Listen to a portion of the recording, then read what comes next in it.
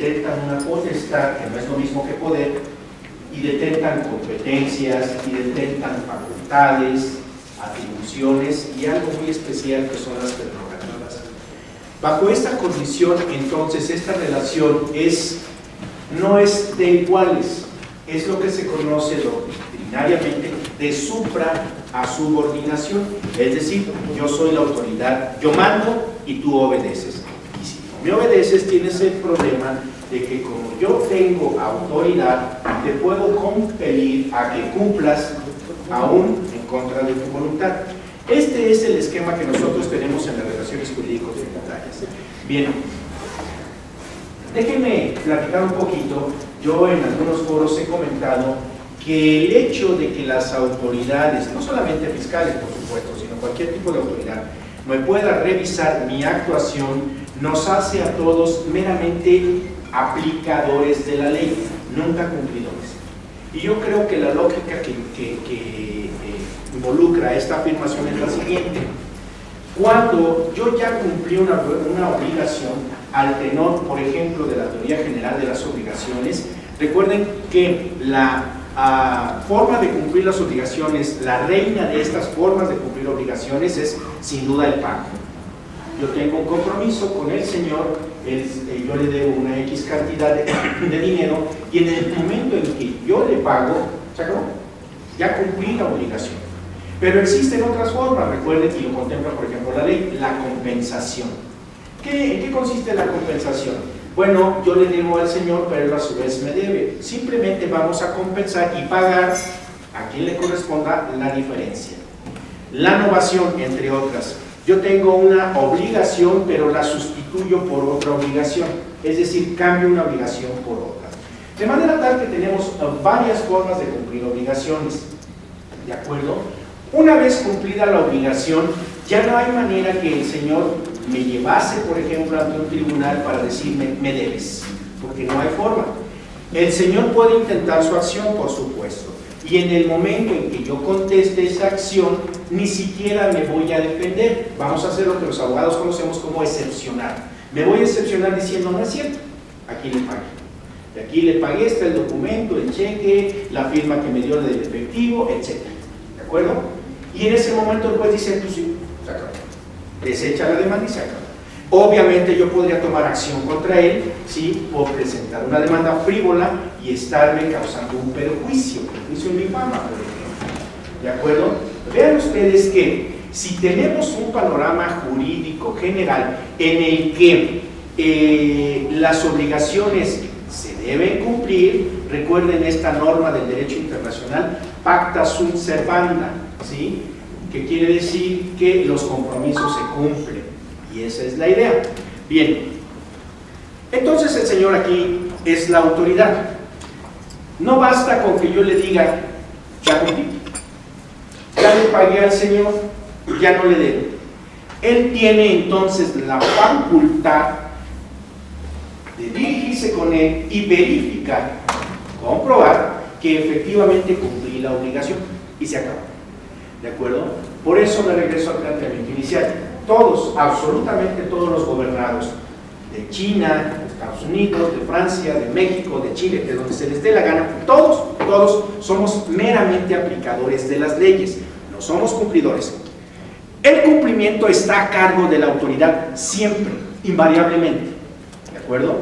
Por eso es que cuando nosotros hablamos del tema de la división de poderes, en realidad es un concepto que no es tan exacto. Nosotros no tenemos propiamente una división de poderes, nunca ha existido. Más bien lo que tenemos es un poder estatal, recuerden al Estado como la máxima organización social. ¿Cuál es la intención del Estado? Recuerden ustedes en sus clases en facultad, seguramente llevaron algunos temas de teoría del Estado, los que son abogados. Los contadores también llevamos una materia que se llama Introducción al estudio del derecho, introducción al derecho, y ahí vemos qué es el Estado. El Estado es una organización social. ¿Para qué se crea? Inicialmente tiene tres objetivos básicos. Primero, salvaguardar evidentemente el territorio donde estamos. Segundo, salvaguardar la vida de los integrantes. Tercero, ¿sí? Proteger la propiedad privada, porque es muy elemental. Si no tenemos dónde estar, si no tenemos propiedad privada y sin vida, pues simplemente no hay Estado. Estas son las funciones básicas y el porqué de la creación del Estado. Bien, el Estado tiene un sistema operativo, por llamarlo así, que se llama gobierno. ¿Qué es el gobierno? Es la personalización a través de entes físicos, entes vivos, ¿sí?, del Estado. Y entonces el que hace la operación es el gobierno, ¿sí? De ahí que en países como el nuestro, el Estado-nación, esté representado por el presidente y al mismo tiempo sea el jefe de gobierno, ¿de acuerdo? Pero hay naciones como Italia donde el jefe de Estado es el presidente y el jefe de gobierno es el primer ministro, ¿de acuerdo? Como ocurre también en España, donde el presidente es jefe de Estado y, perdón, el rey es jefe de Estado y el presidente es el jefe de gobierno, porque es el que operativamente hace las cosas. Yo quiero que se les vaya quedando bien presente entonces que el Estado surge por tres condiciones, insisto: proteger nuestro territorio, proteger nuestra persona y proteger nuestra propiedad. Bien, sin esto no tenemos muchas cosas. ¿Por qué es un tema que a mí me interesa? Porque yo creo que a ustedes les ha de pasar igual. Estoy harto, y en este foro no me voy más arribita, pero estoy harto de el Baesteres, Granieres, ¿sí?, fraudes en la línea 12, ¿sí? Estoy harto de los casos como el de Iguala, estoy harto de los casos de Oaxaca, estoy harto de las masacres que se hacen en Michoacán, Tamaulipas, Chihuahua, Tijuana. ¿Le seguimos? ¿Y qué creen? Les recuerdo, el Estado se crea inicialmente para proteger la vida, para garantizarme la seguridad. ¿Lo está haciendo el Estado? Por supuesto, el Estado ya tiene más funciones. Interviene en la formación de los mercados, en su regulación, hace las leyes y demás. Pero recuerden siempre que el Estado no tiene recursos. Esto es bien importante que se entienda. ¿De dónde vive el Estado? ¿De qué vive el Estado? De la lana que le aportamos los contribuyentes a través de las contribuciones, de los ingresos propios, por ejemplo, de organismos como Pemex y la Comisión Federal de Electricidad. ¿De qué más vive el Estado? Pues de la deuda, los empréstitos. ¿Cuál es la diferencia entre préstamos y empréstitos? Muy simple, préstamos es entre particulares, empréstitos es cuando interviene el gobierno. Ya, no le busquen más.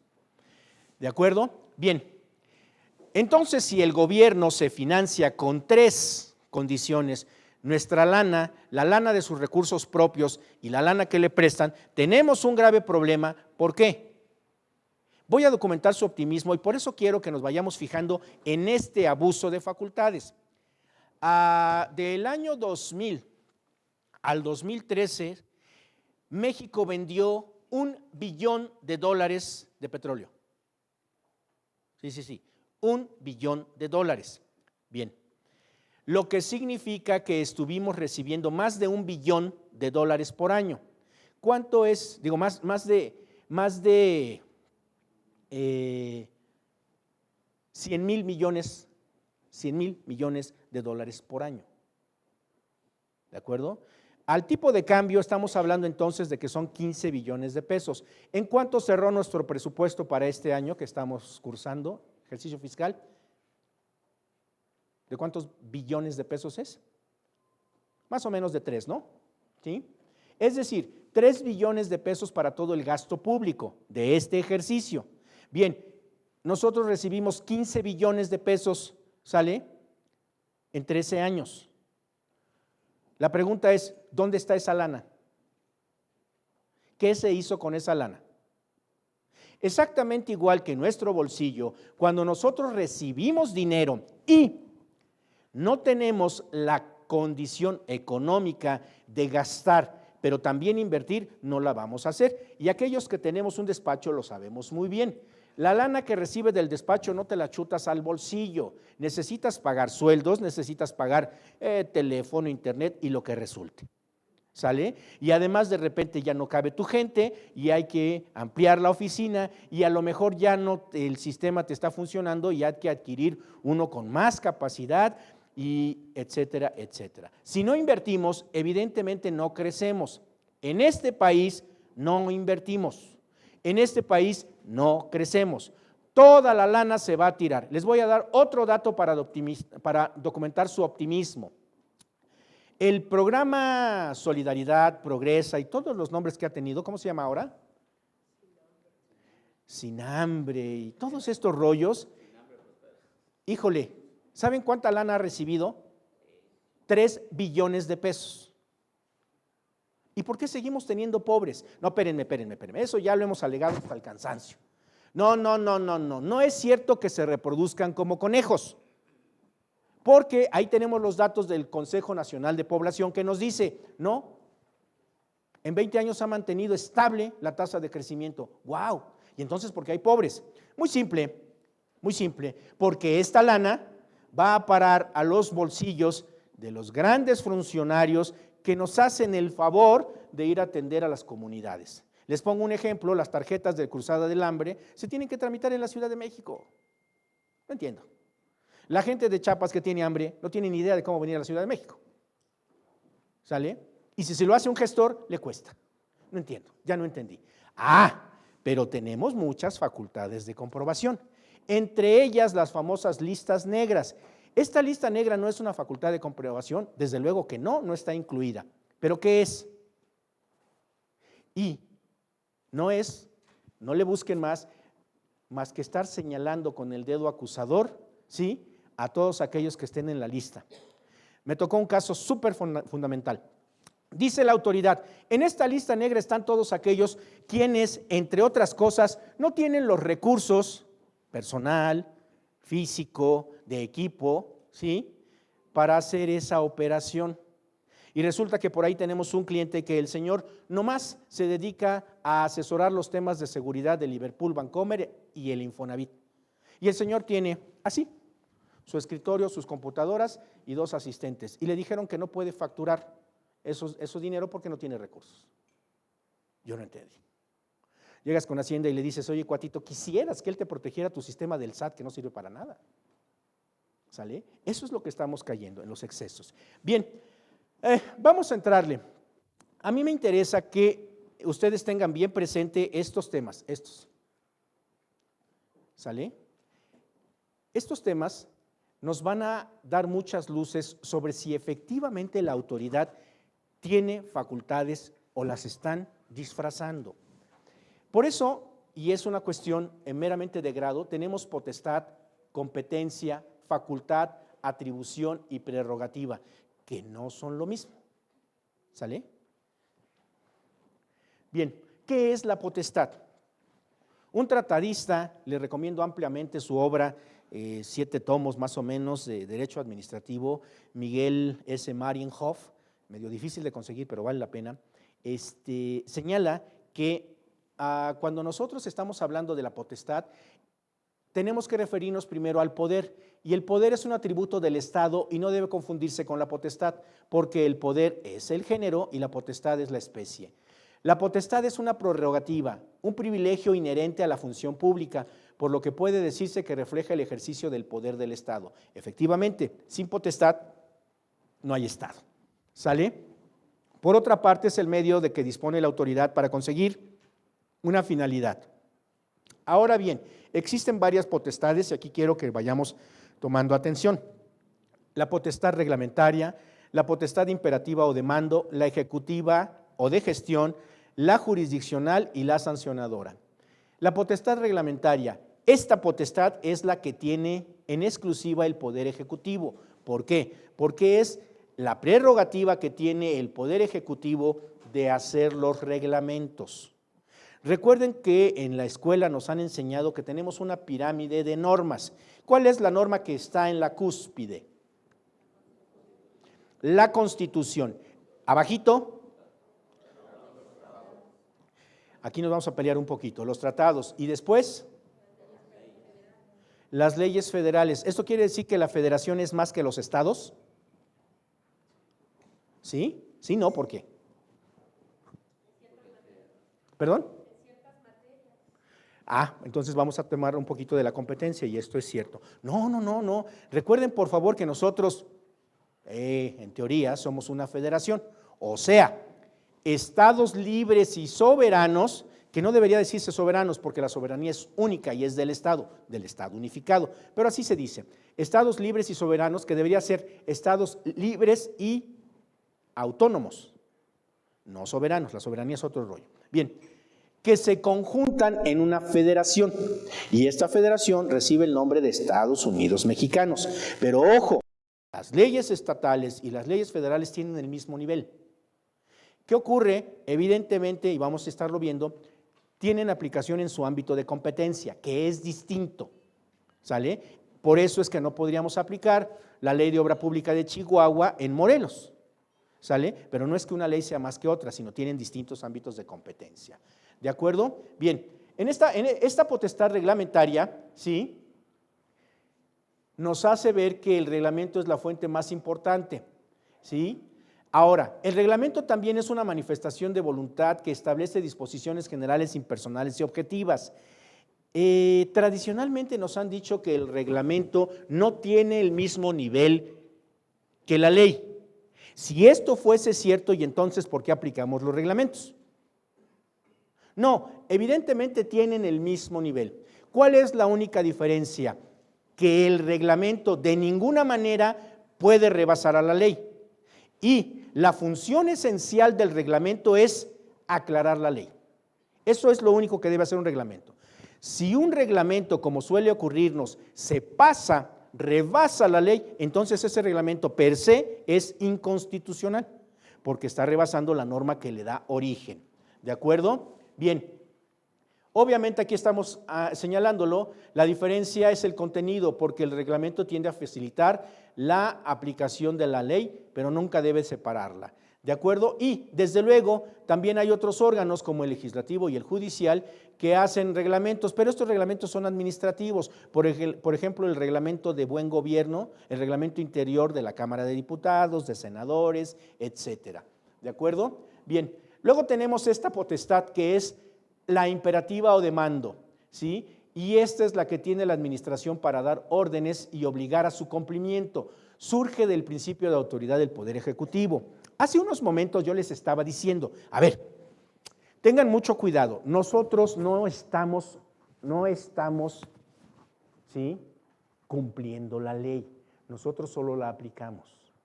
Quien tiene la obligación de cumplir la ley es justamente este cuate, el Poder Ejecutivo.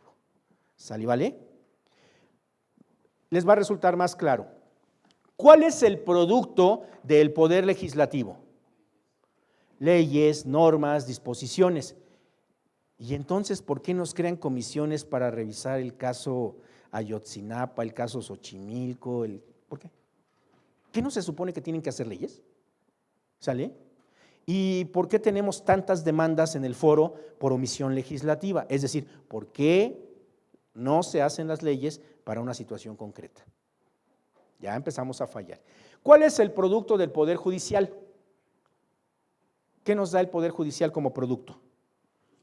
Las sentencias, los laudos, la jurisprudencia, que es un tema muy interesante de las jurisprudencias, ¿no? ¿Las jurisprudencias crean ley?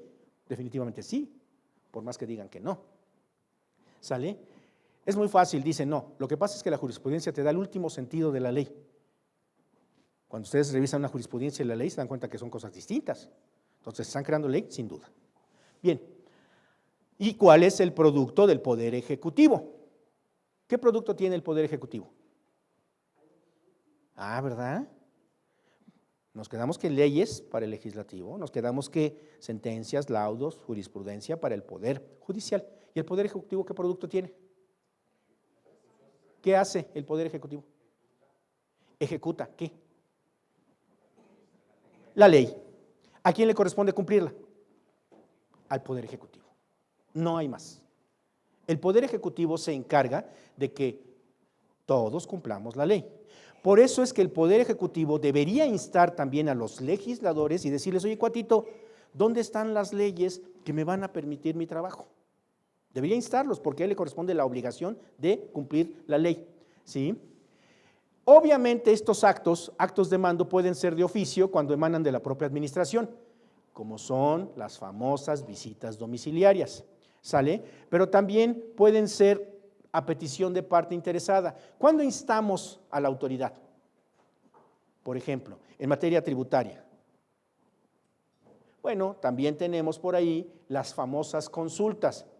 Ojo, desde ahorita les comento, dice el propio código, pero dice erróneamente, que cuando nosotros estamos en presencia de una consulta no constituye instancia. Evidentemente es un error, claro que constituye instancia, ¿no? Y la podemos impugnar, por supuesto que sí, ¿sale? No basta que nos lo digan, tendrían que acreditarlo.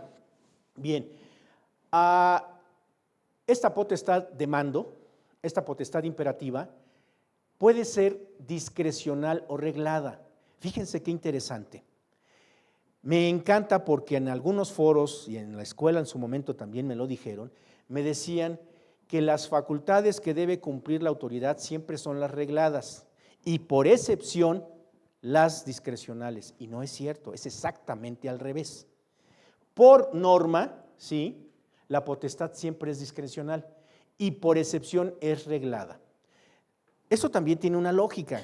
Yo no sé si se lo han puesto a pensar. A ver, ¿se imaginan a la autoridad revisando a todos y cada uno de nosotros en el cumplimiento de la ley? ¿Cuántas auditorías les gusta que tenga ahorita la autoridad hacendaria, por ejemplo? Solamente el SAT. ¿Cuántas les gusta que tenga? A nivel nacional. 2% de los contribuyentes. Es más alto. Sí. Con revisiones de gabinete, ponle 3, 3.5, 5. Más o menos andamos en el 6%. Es altísimo, es altísimo. Entre otras cosas, por eso es que la autoridad te da cada bodrio en sus resoluciones administrativas. Pues sí. Algunas veces tengo buenos amigos en el SAT, aunque siempre les aclaro que yo nunca he estado becado, que a mí sí me gusta trabajar. Siempre me dicen, algún día te voy a ganar. Y le digo, pues no me vas a ganar nunca, cuate. No, qué presumido, qué soberbio eres. Espérame. Si algo he hecho en toda mi vida es estudiar, esa es la primera. La segunda, déjame presumirte, yo llevo un asunto por mes. Tú llevas 3,000. O sea, ¿cómo? No tienes ni chance, ya, listo. Simplemente, o sea, a ver, yo los reto a ustedes que revisen 3,000 resoluciones administrativas por mes. Como no sean de los que trabajan en el SAT, ya están ustedes así como robots. ¿No es cierto? Pues sí, así de simple. Entonces, la actuación de la autoridad siempre es discrecional. Por excepción, tiene que ser reglada. Y ojo, aquí hay algo bien importante. Cuando es discrecional, no se vayan con la finta. Discrecional no significa, ¿sí?, que sea opcional. Eso no es cierto. Discrecional no significa opción. Discrecional significa que se ejerza o no, que es distinto. ¿Sale? Pero ojo, una vez que la autoridad ejerce esta potestad, invariablemente se convierte en reglada. ¿Sale? Por eso es que la autoridad, a veces tramposamente, me ha tocado asuntos en los que les dan una resolución y cuando la autoridad se dio cuenta que se equivocó o que la determinó mal y ustedes la llevan a juicio, ¿sí?, retira la resolución. Por lo tanto, como no hay resolución, el juicio termina. Se allana o retira, bla, bla, bla. Ustedes pónganse muy abusados cuando tengan un caso así. Si ya lo llevaron a juicio, inmediatamente ampárense. Porque en el amparo, a pesar que evidentemente los va a favorecer, les favoreció la resolución del tribunal fiscal, es bien importante que se amparen. ¿Por qué? Porque una vez amparados, la autoridad no les va a poder revisar lo mismo, que es la intención de la autoridad. Ay, perdón, me equivoqué. Pues la retiro y ahora envíale otra vez con toda la carne al asador. No. Con el amparo le dices, ¿qué crees, cuate? Mira, me concedieron el amparo para que este ejercicio ya no me lo revises y hazle como quieras. Por favor.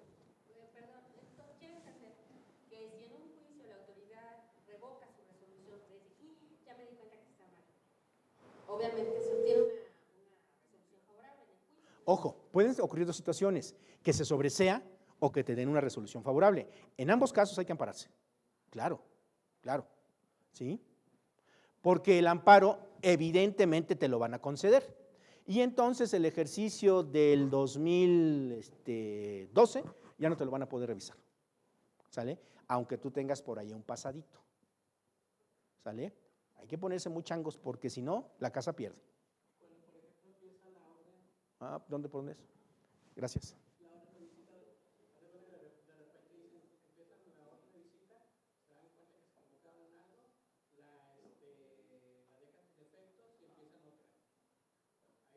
Sí, por supuesto. Y qué buena pregunta, qué buena pregunta. Yo me he cansado de decir, de insistir en que la orden de visita de ninguna manera es distinta de todo el procedimiento. La autoridad mañosamente me dice, la orden de visita es nada más la notificación que te hago de que te voy a hacer una auditoría. No es cierto, no es cierto. La orden de visita es el primer paso, es el inicio de la orden de visita, ¿sale? De la visita domiciliaria. La orden de visita es el primer paso. Esto es bien importante que lo tengamos presente, porque efectivamente, ay, me equivoqué, no, pues borrón y cuenta nueva. No, ustedes ampárense y desde ese momento empieza todo lo que es el sistema jurisdiccional a protegerlos, porque me he dado cuenta que la autoridad actúa desafortunadamente, y lo vamos a ver, con dolo. Y yo quisiera que se revirtiera esto, que actuara, por ejemplo, como lo hace el IRS en los Estados Unidos, que actuara de buena fe, ¿sale? ¿Es mucho desear? Sí, pero tenemos que instarla, ¿de acuerdo? Bien.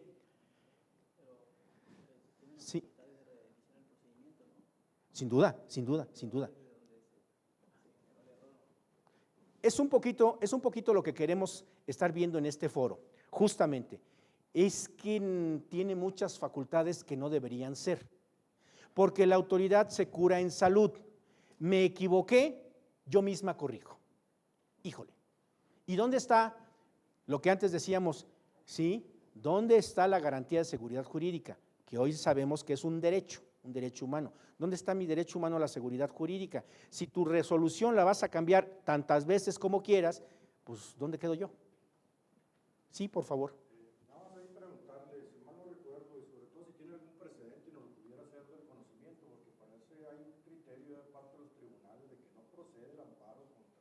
No.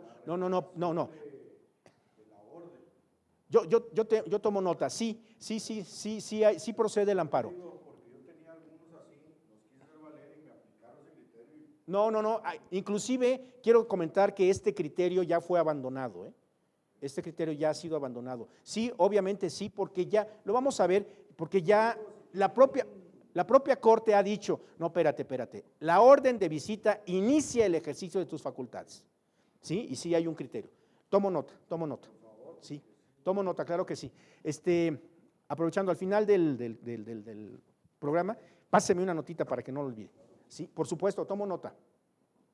Ahora, hay otra situación ahí respecto al sobreseimiento de la revocación del acto. Es muy común en el caso de resoluciones del IMSS, no tanto del SAT. Sí. Sin embargo, por decir, a mí en la jurisdicción que me corresponde a los tribunales de amparo, no admiten que te vayas en contra del sobreseimiento. Hay una cuestión bien importante. Siempre hay que analizar la causa del sobreseimiento, eso es lo más importante, para que mi concepto de anulación verse sobre ello. Dejan inexistente el acto. Entonces, al dejar inexistente el acto, no existir, ya no te revocan. Esa es la práctica. Es que aquí nosotros tenemos que volvernos más changos. Recuerden que si no se pone uno chango, le vuelan a la changa. ¿Sale, vale? Bien. Es que a mí me tocaron los dos efectos. Originalmente hace unos meses Sí. me admitían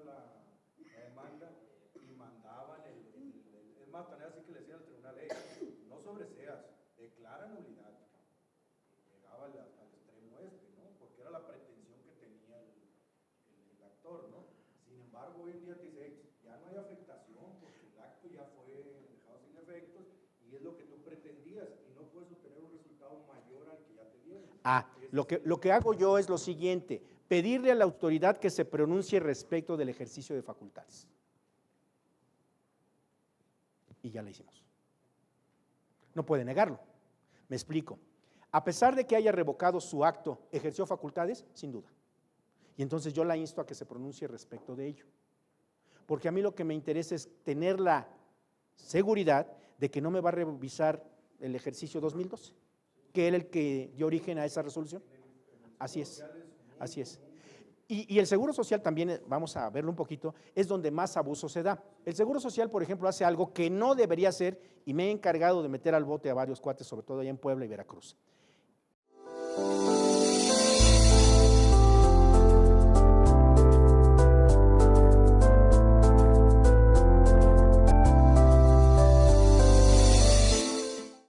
Bien, vamos a continuar con la segunda ponencia de este evento, Encuentro de Colosos, Defensa Fiscal contra Visitas Domiciliarias 2015.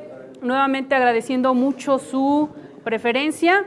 Continuamos con la segunda ponencia, Irregularidades del IMSS, y tengo el gusto de presentarles al expositor, al doctor Marvin Alfredo Gómez Ruiz. Es licenciado en Derecho con maestría en Impuestos y doctor en materia fiscal, posgrado en el control jurídico de la actividad económica del Estado por la Universidad de Salamanca, España, autor de más de 7 libros, entre otros, Defensa Fiscal, Impugnación de avanzadas en juicios de nulidad, coautoría con el licenciado en Derecho Sergio Esquerra, El juicio fiscal federal, Defensa Fiscal de Vanguardia y la equidad tributaria, su correcta aplicación en México. Se ha desempeñado como investigador del ITESO, galardonado con el Premio Estatal de la Juventud que otorga el Gobierno del Estado de Aguascalientes en 2006, exfuncionario del Servicio de Administración Tributaria, coordinador general y articulista de Epiqueia, Justicia, Ley en lo Concreto, conferencista a nivel nacional,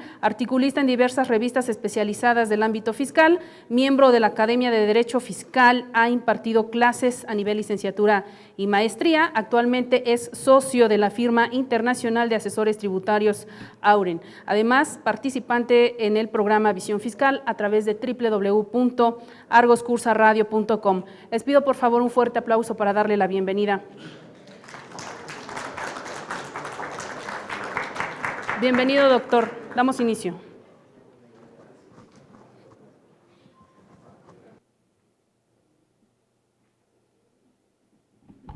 ¿Qué tal, compañeros? Muy buenas tardes, muchas gracias por asistir. Veo muchas caras conocidas y es muy gratificante siempre estarnos saludando para platicar de algunos puntos pues muy interesantes enfocados a pues estas nuevos procesos de fiscalización. En 2015 ciertamente trae mucho ya antecedente de lo que se ha estado trabajando, sin embargo ha habido modificaciones interesantes, sobre todo a nivel de criterios, que vale la pena aquellos abogados que están litigando y aquellos contadores que igualmente están interesados en no solamente realizar su trabajo contable, sino adentrarse en los temas jurídicos, vale la pena estar considerando estas situaciones. Como siempre lo platicamos cuando estamos en estos foros, al final del día se trata de interpretaciones y el hecho de que en un tribunal o en una sala hayan dado determinado criterio no quiere decir que en automático en todo el país así sucede y viceversa. El hecho de que en algún lugar no hayan dado algún criterio favorable al contribuyente no significa que llevándolo a otro lugar pueda generarse una resolución favorable. El día de hoy intenté, la verdad que estamos haciendo un cambio para este 2015 en la serie de exposiciones que estamos dando, porque pues, tradicionalmente prepara uno una presentación donde pues pones algunos resúmenes, pones algunos puntos fundamentales. Normalmente lo que tratas de hacer es, pues a lo mejor 90%, 80% le metes teoría, el otro 15% alguna interpretación que tú das de ese numeral, y luego quizá 2 o 3 puntos donde pudiera generarse alguna irregularidad o alguna idea para algún agravio, cosas de ese tipo. Y esta ocasión quise cambiarlo para hacerlo un poco más amplio, no meternos tanto en la teoría, sino meternos más en la práctica. y la forma en que lo estamos diseñando es ver esencialmente los puntos finos de la ley, donde se localiza el punto exacto. Esto para mí se me hace bien interesante porque luego en las presentaciones el expositor puede llegar a decir, es que en el artículo tal está esto, y tienes una de dos, o corroborarlo en ese momento para que ver si sí es cierto, o ponerle atención, y cuando acuerdas ni una ni otra, ¿no? Entonces, creo que hay los puntos fundamentales de la ley en donde se puede uno enfocar, sin que evidentemente se trate de alguna situación de venir a leer la ley, ni mucho menos, para posteriormente ver la demanda de nulidad, para ver cómo queda plasmado, y al final ver la sentencia, ver los puntos fundamentales de la sentencia, y entonces como ir de la mano de ese proceso, con casos o argumentos más significativos de los puntos que vienen enumerados en la plática del día de hoy, ¿no? ¿Qué puntos vienen de lo que trataremos? Capitales constitutivos, dice ahí, el tema de la rectificación de las primas, de riesgo de trabajo, el tema del cambio de actividad, el tema del proceso de fiscalización que se tiene en 2015 relacionado con la integración de salario base de cotización de vivienda y habitación pagada en transferencia o en efectivo. Construcción, ya lo dijimos, construcción de cuotas obrero, para diferencia de cuotas por la construcción, y el punto de diferencias de capitales constitutivos. No voy a meter aquí el tema de situaciones del IMSS vinculadas con irregularidades de una visita domiciliaria, porque bueno, ya hubo un tema anteriormente, y al ratito entiendo que va a haber una mesa redonda en donde ahí podremos sacar ideas que tengan que ver con irregularidades peculiares que realiza el IMSS al momento de realizar un proceso de fiscalización, una visita. Entonces ahí lo tomaremos. Igualmente, pues esto enriquecerá. En realidad no es mucha teoría y por lo tanto, pues creo que más bien, como se vaya abonando, va a ser más fructífero este tema, ¿no? Voy a iniciar con capitales constitutivos y luego me voy a ir al tema de lo del vivienda, para hacerlo un poquito, algo clásico y algo nuevo, ¿no? O sea, lo de capitales constitutivos pues ya es algo que está desde hace tiempo. El tema de la fiscalización que va a haber como Programa Nacional 2015 para vivienda y habitación es un tema relativamente novedoso de octubre para acá, entonces así oscilaremos, ¿no? Si alguien por ahí tiene una duda, pues con todo gusto. Bueno, capitales constitutivos, pues todos estamos inmersos en la materia fiscal, creo que no va a haber mucho problema en llegar a determinar los alcances que tiene un capital constitutivo. Grosso modo, significa o quiere decir que si una persona está obligada como patrón a dar de alta a un trabajador, pues entonces en caso de que ocurra un riesgo de trabajo, es decir, un accidente o una enfermedad generada en ejercicio o con motivo de su trabajo, eso lo dice el artículo 77, no lo voy a leer, entonces ahí si lo quieren ir checando. Si se genera una atención o se le otorgan prestaciones médicas por parte del Seguro Social, el patrón estará obligado a pagar esa situación vía una especie de indemnización o reembolso al Seguro Social, a lo que se denominará capital constitutivo. Y quizá ya con estas ideas podemos ir abriendo un panorama muy grande de los puntos de irregularidades que puedan existir con relación al tema. El primero, desde luego, tratar de cobrar un capital constitutivo cuando no se dan los casos de una relación laboral. Si dice ahí esto nada más se genera cuando existe un riesgo de trabajo por quienes estaban obligados a inscribirlo, pues vale la pena nada más tener en cuenta en qué casos estás obligado a inscribirlo. No hay que profundizar mucho más allá. Artículo 12, fracción primera de la Ley del Seguro Social, cuando existen 3 características en la prestación de un servicio: subordinado, personal y remunerado. Subordinado es la parte básica y más importante, ¿no? Porque en todos los demás casos existen prestaciones personales y existen prestaciones remuneradas, es decir, que lo realiza esa persona y le pagas a cambio. La esencia consiste en determinar si existe subordinación o no existe subordinación. Ejemplo de otros casos donde hay prestación de servicios pero no hay subordinación, pues los servicios personales independientes, ¿no? Lo que te puede prestar un contador, un abogado, un contratista, ¿Cuál es la diferencia entre tener un pintor que esté ahí en la empresa, dependiendo de su contratación? Puede ser este mismo servicio de pintura algo personal subordinado o algo personal pero independiente, un servicio personal independiente.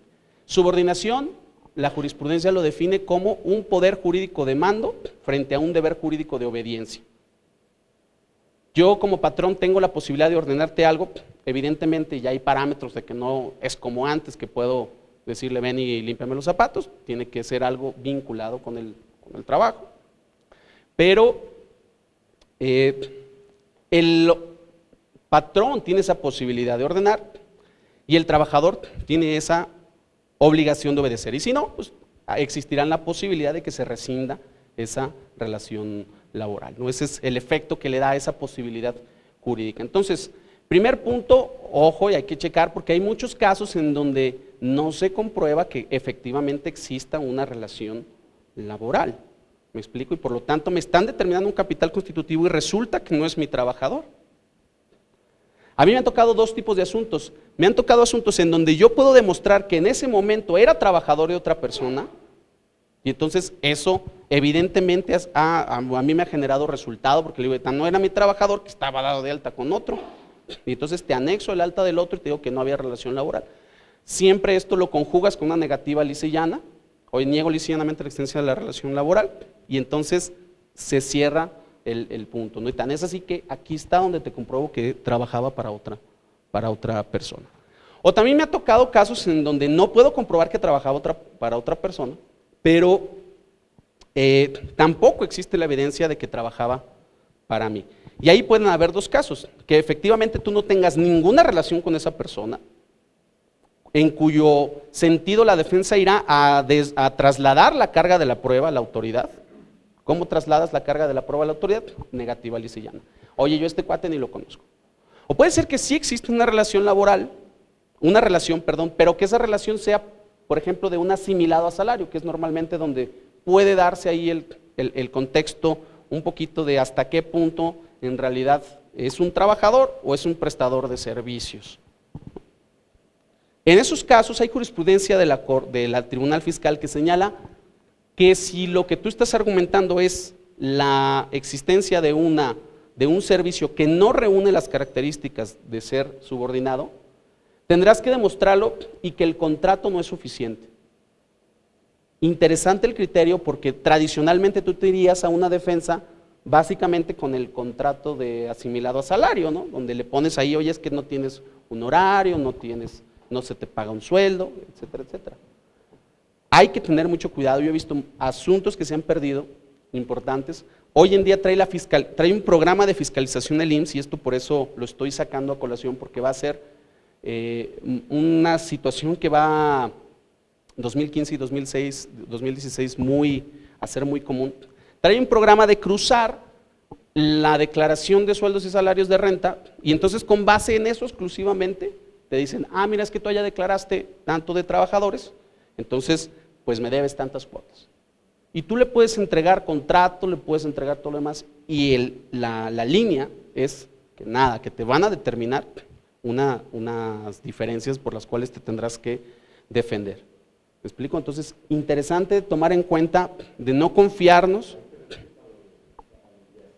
a los de asimilados a salarios, exactamente. Interesante estos criterios del tribunal porque, insisto, yo lo que he escuchado es que tradicionalmente alguien diría, oye, no, pues fácil, presenta el contrato de asimilados a salarios. Es más, si quieres, ratifícalo ante fedatario público, que en realidad es difícil que se dé esa situación de una ratificación porque no es un solo trabajador, normalmente esas empresas tienen N número de asimilados a salarios y es difícil conseguir esa situación. La salida que se le ha dado es pues la vía adminiculación de pruebas. Como sucede ahí con el caso de los préstamos, ya no es el tema y no quiero abundar, que dicen, oye, la sola existencia del contrato privado no es suficiente, tienes que relacionarlo con otras pruebas. Hay ya criterios de la Prodecom que te dicen es irrelevante si está o no ratificado ante notario, aunque todavía muchos tribunales siguen con la idea de que si no está ratificado no tiene fecha cierta y chalala y no vale. Bueno, hoy en día la verdad es que la tendencia va más a la baja a nivel nacional, diciendo no es un requisito fundamental que tu contrato esté notariado. Igual sucedería en este caso. No es un requisito fundamental que esté notariado tu contrato de asimilados a salarios, pero deberás de tener cuidado que debes tú de acreditarlo con otras pruebas. ¿Qué otras pruebas? Otras documentales privadas. Hay un criterio bien interesante también de la Prodecom, yo les recomiendo que se claven un poquito, porque está generando mucha convicción en los tribunales. Este criterio dice, oye, ¿qué pasa si tú, porque es muy común que lo realice el IMSS, te hago una auditoría para ver si estos asimilados en realidad son asimilados o son trabajadores? Y hago una de dos, o te hago una prueba testimonial, o recago ahí informes de testigos, trabajadores evidentemente, y constato en el acta que ellos dijeron si sí laboraban o no laboraban, o bien le mando una visita domiciliaria en carácter de tercero al trabajador o asimilado para ver qué dice. Y entonces si dice que sí es trabajador, sí lo considera. Pero si él dice que no es trabajador, sino que efectivamente presta servicios sin subordinación, ahí dice, ¿sabes qué? Esto no lo considero. El criterio de la Prodecom está bien interesante porque dice, oye, la autoridad no puede, cuando hace un ejercicio de compulsas o de revisiones a tercero, no puede utilizar la información según le convenga. O sea, que si él dijo que es algo que beneficie a la empresa, al contribuyente contra el cual hicieron la compulsa, estás obligado a considerarlo y no nada más cuando te convenga. Interesantísimo ese criterio de Prodecom porque te une. O sea, si tienes, oye, es que el tercero dice que no está trabajando y aparte que no tiene una relación laboral y aparte tengo mi contrato y aparte tengo mi contabilidad, es irrelevante la información que yo pueda dar para efectos de una declaración de ISR que exclusivamente tiene efectos de ISR, porque en ISR se asimila salario también la prestación de servicios profesionales, ¿no? Que solo existe en renta, claro. El hecho de que para renta tenga un tratamiento jurídico, recuerden que es independiente. Como dice el artículo 5, párrafo segundo del Código Fiscal de la Federación, a falta de norma fiscal expresa se aplicarán otras leyes. Si sí hay norma fiscal expresa, no tienes por qué aplicar otras leyes. ¿Vale? La autoridad es muy común, vale la pena que ustedes profundicen mucho en estas reglas básicas del Código Fiscal, en particular sobre la aplicación supletoria, porque la autoridad es muy tendiente a echar mano de otras leyes cuando le conviene para su beneficio recaudatorio. Este caso, por ejemplo, lo estamos viendo ahorita en la situación del nuevo programa de fiscalización con relación a vivienda y a habitación y alimentos pagados en transferencia de efectivo y no en especie, porque están echando mano de la ley de ayuda alimentaria que regula otros casos y que dice, oye, como la ley de ayuda alimentaria no dice que cualquier apoyo en alimentos tiene que ser en especie, bueno, entonces si en ley del Seguro Social no diste ese apoyo en especie, integra salario. Un ratito lo retomaremos, pero quiero que vean ese ejemplo, y como él, hay muchísimos. Sin perderme del tema, me acuerdo de un caso muy interesante, porque resulta que dos personas estaban casadas por bienes mancomunados, que le llaman. Y entonces, para efectos de ISR, cada quien no estaban dados de alta en sociedad conyugal. Ya ven que incluso, bueno, está controversia sobre si te puedes dar de alta así tal cual como sociedad conyugal. Su primo, ¿cómo se llama? Dice que sí, que saquen ustedes su alta, pero al final del día vas y pides y te dicen que no, eso no lo puedes hacer. Entonces, con independencia de esa controversia, si tú puedes dar de alta o no una sociedad conyugal matrimonial para efectos de tributación, estos cuates no, cada uno tenía su actividad empresarial. Entonces la autoridad hace entre ellos una operación, uno le vende, el otro deduce, pagan, todo perfectamente fiscal. Llegan y le revisan y le dicen, ¿sabes qué? Fíjate que le acabo de ir a preguntar al del registro civil y me dice que ustedes están casados en bienes en sociedad conyugal. Entonces, conforme al Código Civil, la venta entre esposos se entiende, entre esposos con sociedad conyugal, se entiende que es nula. Civilmente puede tener un sentido porque efectivamente, pues ni que yo me venda a mí mismo, si yo soy dueño del 50% en parte alícuota es de cada cosa, soy el 50%, de cada partícula de una cosa, soy dueño a la mitad con mi esposa. Pero la resolución así decía, oye, te rechazo, por como civilmente no sirve, te lo rechazo para efectos fiscales, ¿no? La defensa igualmente fue al tenor del artículo 5, párrafo segundo. El tratamiento que tenga para efectos de Código Civil la operación es irrelevante para efectos fiscales. Porque aquí sí hay norma fiscal expresa que me dice cuándo hay enajenación y cuándo no hay enajenación. Entonces, si la ley dice cuándo hay y cuándo no hay, ¿yo por qué tendría que aplicar normas del derecho civil supletorias? No en todos los casos, solo a falta de norma fiscal expresa. Si hay norma fiscal expresa, no lo aplico, desde luego. Y aquí en este caso que les platico, el segundo argumento era, y menos cuando el aplicar una norma fiscal, una norma del derecho federal común, Código Civil, ley, la que me digan, Código Mercantil, Ley General de Sociedades Mercantiles, a la materia fiscal, tiene otra regla básica que es que no contraríe la naturaleza fiscal. Artículo 5, párrafo segundo, que no contraríe la naturaleza fiscal. ¿Cuál es la naturaleza fiscal de la enajenación? Que todo es enajenación. Aun y cuando para otras leyes no hay enajenación, lean el artículo 14, fracción primera, y así te dice. Es más, te reservaste el dominio de una venta, no importa, fiscalmente pagas, fiscalmente hay enajenación. Hoy es que civilmente una enajenación donde hay una reserva de dominio, no hay una traslación, evidentemente, de la propiedad, no hay una enajenación, no hay venta, no hay nada hasta que se dé la condición suspensiva para la traslación del dominio.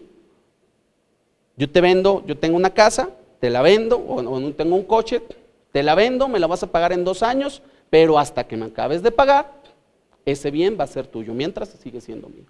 Eso fiscalmente la ley dice, es irrelevante que tú hagas esas cláusulas civiles, para mí pagas. ¿Qué quiere decir? Que la naturaleza fiscal de la enajenación es totalizadora, no excluyente de ciertas operaciones. Entonces, bueno, como cierre de ese paréntesis, ese comentario, por ahí fue el lado de defensa. Pero tiene que ver, retomando el tema, con que la autoridad no debe de hacer uso de otros casos, de otras leyes, mejor dicho, para determinarme si hay una norma fiscal expresa. Y en un capital constitutivo, los elementos de defensa tienen que venir en un primer orden en ese sentido. ¿Existió o no existió relación laboral? Porque si sí existió, de entrada estás obligado a pagarlo, pero si no existió, de entrada no estás obligado aun cuando exista el riesgo de trabajo. Segundo punto del 77, pues ¿cómo lo veían? El 77, disculpen.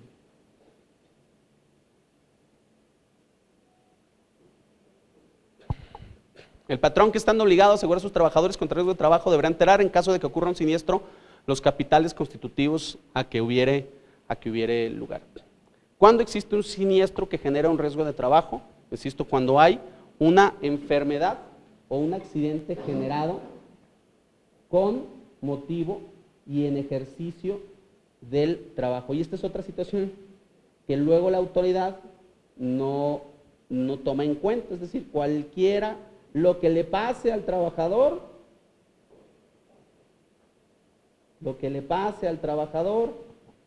será obligatorio o generará un capital constitutivo. Pero no es lo que le pase. La autoridad deberá de acreditar que ese accidente o esa enfermedad que tuvo era porque estaba haciendo algo de su trabajo.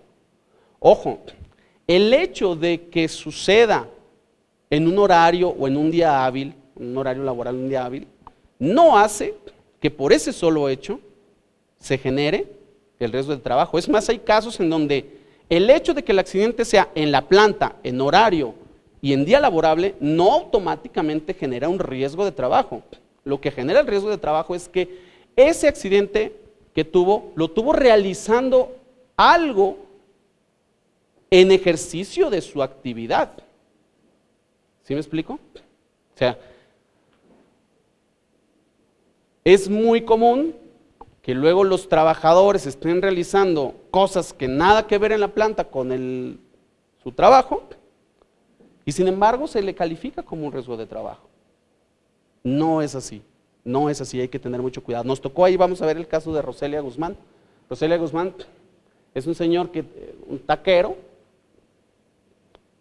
que está dado de alta como taquero y resulta que el accidente o la calificación de riesgo de trabajo, el formato de calificación decía que tuvo el accidente cruzando la calle y que por lo tanto enfrente de su lugar de trabajo y que por lo tanto se calificaba de riesgo de trabajo.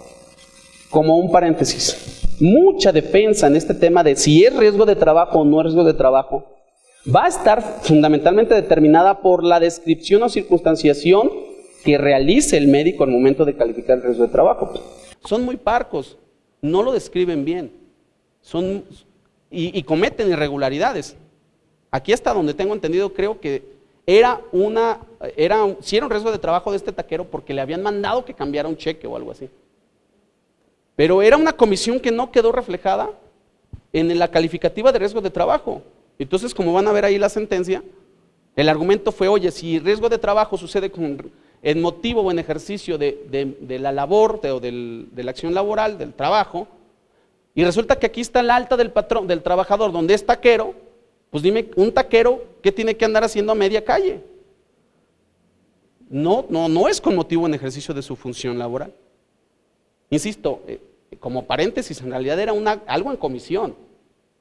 ¿Cuándo quedó esa situación en comisión señalada en la calificativa? Nunca, y esto es muy, muy, muy común. Entonces, segundo punto, hay que analizar bajo ese enfoque el riesgo de trabajo para ver si es un motivo o en ejercicio, porque de lo contrario, este capital constitutivo, pues bueno, será irregular. Hay una controversia hoy en día en temas de riesgos de capitales constitutivos sobre los famosos 5 días que se tienen para inscribir al trabajador. La ley te dice por una parte que tienes 5 días para dar de alta a ese trabajador, y la duda es qué pasa si entró a trabajar ayer, hoy se dio el accidente y todavía estoy dentro de mis 5 días para darlo de alta. ¿Es legal el riesgo de trabajo o no es legal? Hasta el día de hoy, en conclusión del tema, los criterios han dicho que si es legal no importa que sea posterior la alta al riesgo de trabajo, y por posterior se entiende no solamente en día posterior, sino en hora posterior del accidente. Se sucedió el accidente a las 9 y yo ese mismo día a las 9:05 lo di de alta, pelas. ¿Sí me explico? Hay algunos caminos que yo he visto, incluso alguna tesis perdida del Tribunal Fiscal, que dice que esas normas son violatorias del derecho humano de seguridad jurídica, porque me hace entrar en un conflicto. No puede ser que la misma ley me dé 5 días para algo y luego me sancione por yo estar ejercitando algo que la propia ley me dice. Que me diga, que me cambie, me diga que ese mismo, tengo el día que da de trabajar para darlo de alta. Entonces ya no se genera inseguridad jurídica. Acuérdense la definición facilísima de la seguridad jurídica que los abogados tanto utilizan. ¿Sí? ¿Qué es seguridad jurídica? Saber en todo momento a qué atenerte frente a la autoridad. ¿Cuándo hay inseguridad jurídica? Cuando no sabes qué esperar, no sabes a qué atenerte frente a lo que hace la autoridad.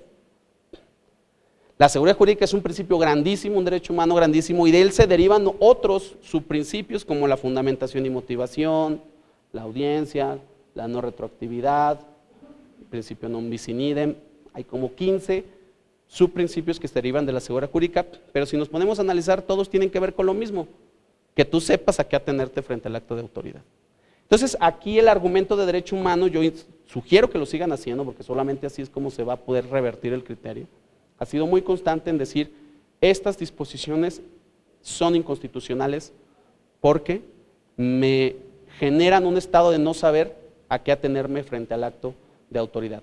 Hoy en día la verdad es que yo no me arriesgaría, no pondría como mi agravio estrella ese tema de que lo inscribí en los 5 días. Acuérdense que cada quien hace las demandas como le gusta, pero a mí siempre me ha gustado presentar mis argumentos del más fuerte al más débil. ¿Sí? Para quien ya haya leído algo que he escrito al respecto, en conclusión lo que yo digo es que el juicio de nulidad, su función fundamental es argumentar y convencer al juez de que tienes la razón jurídica. Y para convencerlo, a veces no hace falta, no nada más es un tema de fondo, sino de forma, ¿no? No es lo mismo decirle, oye vieja, fíjate que mañana me voy a ir a Cancún con mis compas y ahí nos vemos, porque, pues no, nomás mañana me voy a ir a Cancún. A llegar y decirle, oye mi amor, es que fíjate que he estado muy estresado últimamente y en realidad pues traigo ganas de irte a comprar un regalito, que tú sabes que en Frontera está más barato, pero aprovechando pues hay un nuevo negocio que me están ofreciendo, y yo creo que si conjugamos todo eso con que he estado medio estresado y la verdad creo que no te he dado tu tiempo y tu lugar que necesitas, no te he tratado como te mereces, pues eso me ha hecho reflexionar y en realidad creo que es urgente para la estabilidad emocional de la pareja y para darte lo que tú necesitas, despejarme 5 días. Entonces todo lo estoy haciendo en conjunto y pues he pensado que Cancún podría ser una buena alternativa. ¿Qué opinas? De una a otra les aseguro que hay un cambio. No sé si las mujeres ya saben que cuando dicen no es no, ¿verdad? Pero yo les aseguro que la primera era un no desde inicio y la segunda es, bueno, pues ¿de qué regalo estamos hablando? Puede convencer más, ¿no? Entonces, ¿qué quiere decir? Que en los argumentos el fondo es importante, pero la forma como lo presentas a veces es mucho más. Y en ese sentido, el presentar agravios más fuertes al inicio de un argumento de demanda es muy trascendente, porque ustedes véanlo, los seres humanos, ahorita le doy la palabra, ya con esto concluyo, discúlpenme.